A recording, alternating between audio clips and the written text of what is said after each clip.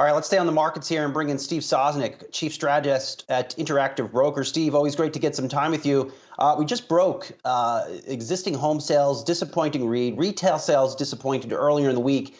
How concerned are you that the economy is slowing down and the broader stock market still hasn't priced any of this in? Good morning, Brian. Yeah, that to me really is the question that we have to wrestle with. Is the bond market is saying one thing and the stock market is saying another. The question becomes: is the bond market taking the Fed at its word, and that we're really just going to go back to 2% inflation because the Fed's such a skillful manager, or are we pricing in some sort of recession?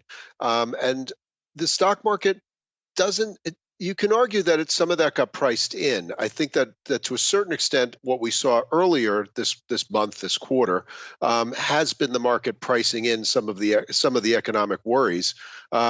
You can argue that the Fed mollified people because I've called Chairman Powell Goldilocks in a suit plenty of times before, and I think he did that yet again. He said what the market wanted to hear, but it's clear that things are not as robust as they were. And this is even before you start to include things like student loan moratoria ending in May and things of that nature. It's the economy is slowing, which is not a bad thing, but the exogenous inflation is still there. It's going to be a tricky time to navigate, and let's not forget that. As we've talked about before, we were looking for higher volatility this year. Moves up, like we've seen this week, are still volatility. They're just the kind of volatility that people want to see, socially acceptable volatility, as it were. Yeah, green volatility, I guess, is a lot more socially acceptable than red Wonderful. volatility for sure, Steve. Um, and so it sounds like that what you're saying is that maybe we should prepare for some more red volatility, right? That if stocks in particular are getting a little over their skis here, so to speak. Well, this is the thing. I think we came down a long way very quickly. There's still some stuff going on out there that, if we get progress on the Russia front, that would be a positive for the market. It just, you take away global uncertainty, that's a good thing. Equity traders are not good at all when it comes to dealing with global uncertainty. So that would be a positive. I'm not going to be completely gloomy, but remember, as we're discussing, volatility means you go up and down, and so I think you're going to get some of each as we proceed through the year and as we digest what's going on at the Fed. The market, the futures this morning didn't like some of the comments out of one of the Fed governors, who sort of sided with St. Louis's Bullard, in looking for 50 basis points going forward. Whether that takes hold or not, I don't know. The markets seem to be content with 25 here and there, 25 regularly, and we're going to have to. There's the inflation. The inflation is still to be reckoned with. The balance sheet, even though the Fed has stopped buying bonds, the balance sheet continues to grow. I was just looking at this number. It's up about 220 billion year to date, which is still, averaging like 70 billion a month. Um, there's still these excesses that have to come out. So as we balance the risks, this is what we see. And I should note, Steve, Jim Bullard out this morning with a statement suggesting rates should be at 3%. How big a risk would that be if the Fed pushes on that gas pedal and starts to do some 50 basis point rate hikes? Do you think that's priced into stocks? I don't think it's priced in yet. I think the bonds are starting to price it in. We saw the 2-year yield explode on that. We're, for the first time, we've seen a 3-5 inversion in a long time, meaning the 3-year yield is higher than the 5-year yield. Inversions signal tighten Fed policy and risk of inflation. We're seeing the 2s, 10s at about 20 basis points last I looked. That's flat as a pancake.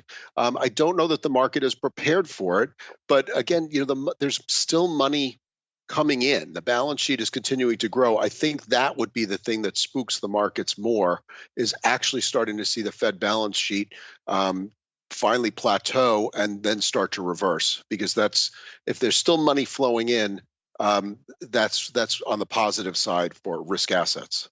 Yeah, and Powell signaled that we might at least get some more of a plan at the May meeting, right? So, Steve, we've been sort of talking around this, but just put most simply, if stocks and bonds are telling different stories, who's right?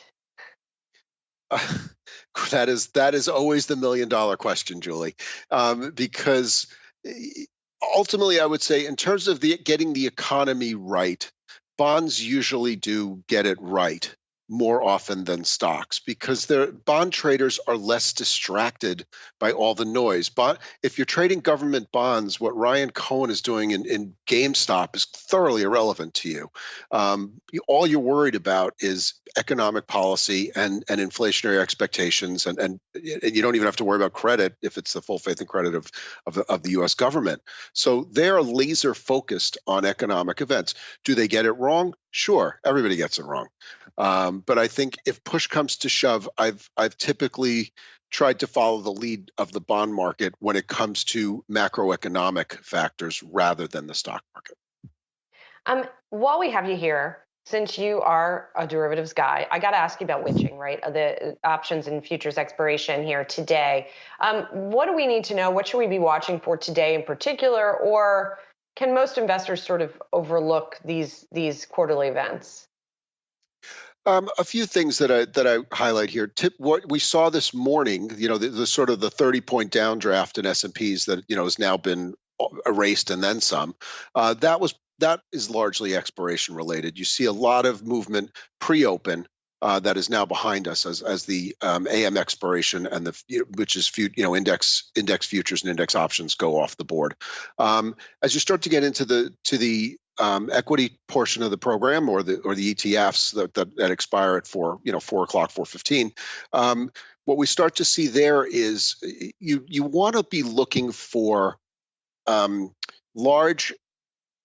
If you're looking at a particular stock, you want to see where there is large volume and large open interest, because that tends to be, they can act as a magnet, they can act as a little bit of an accelerant. If markets are really on the move and a stock sort of heads through a strike, let's say, right now we seem to be heading upward. If we head upward through a strike, every time a stock moves through an expiring strike, some traders have to re-hedge. It's just the mathematics of it. And it tends to be that the public is long and the pros are short.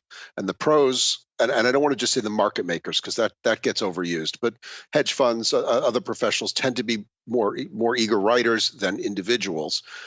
They tend to hedge. And so if they find themselves short calls and the stock's going up, that can be a bit of an accelerant to the market.